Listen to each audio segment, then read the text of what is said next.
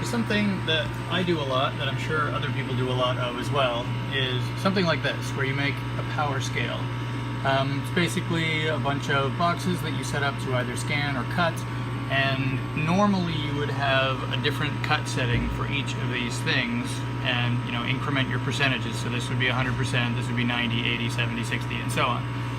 The problem with that is that some of these programs have a very limited number of cut layers that you can use, and you end up eating them up quite quickly.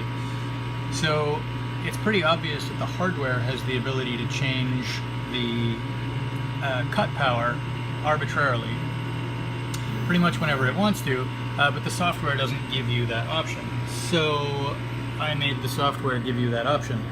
So now, if I select any of these shapes up here, you can see that one's at 90%, the one beside it is at 80%, the one beside that is at 70%, the one beside that is at 60, and so on.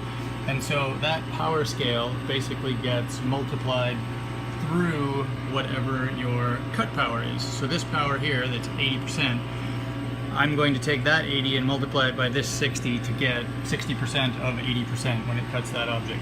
Normally you would leave that at 100 and you just cut everything the way that you always have, but if you want a little bit finer control without having to make totally new cut layers, this is a way to do it.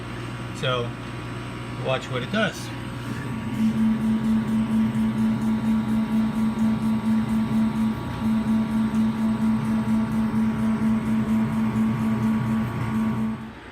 So I thought it was going to be a little tricky to see, but I think it's actually pretty obvious here. If you look, the numbers correspond to the power of the cut at that point, and it's pretty clear that the ones at 10 or 100% are much, much deeper than the other numbers as you go down the scale.